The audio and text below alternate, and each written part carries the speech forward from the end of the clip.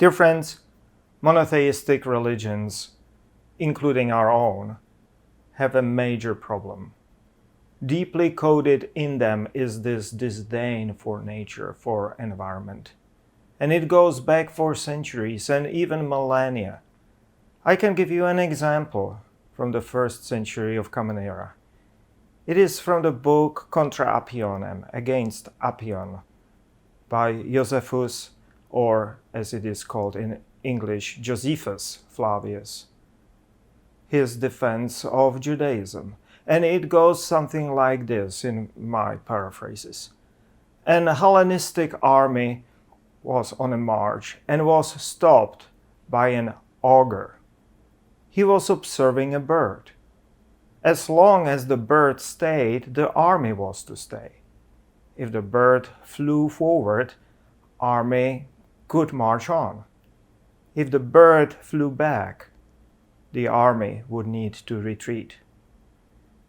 Among the troops was also a Jewish mercenary named Mosolam. When he learned why the army had stopped, he did not say a word, but took his bow, drew an arrow, and with one shot transfixed that bird. The augur and some other were quite understandably seriously upset. But he answered, "Why are you so mad?" He picked the bird from the ground and asked, "How could possibly this bird give our army any advice? If it had known the future, it would have avoided Mosolam, the Jew, ready to kill it." Now Josephus quotes this anecdote approvingly.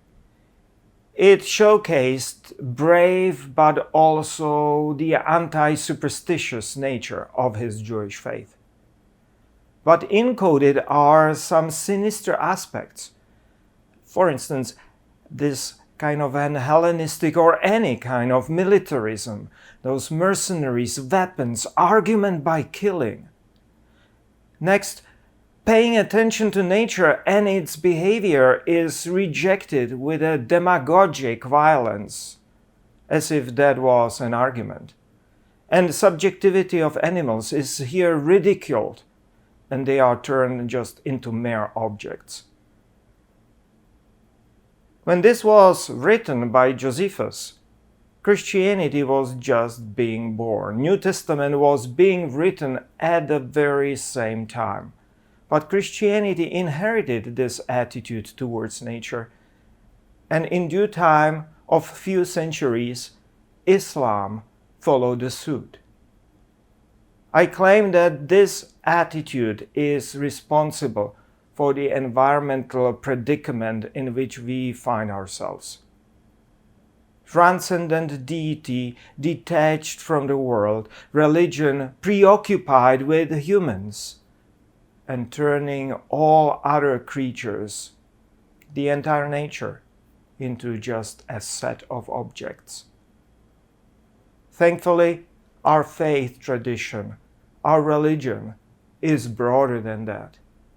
It knows better, offers more loving, caring, more benevolent alternatives.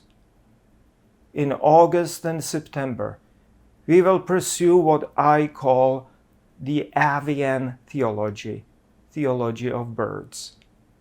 Not killing them, but being inspired by biblical authors, we will listen and watch birds closely and allow them to bring us an enlightened, holistic message and heal our faith. And here I cannot resist to vent my indignation with Josephus' anecdote, arguing strongly against his narrow-minded monotheistic hubris.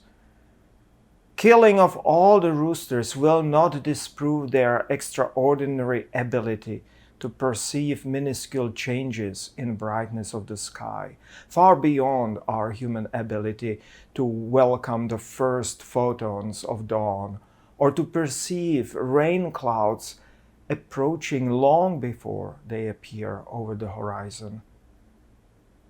And any criminal could just try to shoot a police dog with an argument that it could not possibly find a hiding place or the contraband. Those are our current examples where we start to scientifically understand these mysteries. But we as people of faith have another task: to integrate them within our faith, with our morals, recognize and place it back into our religion, that we are part of the world, we are part of the nature.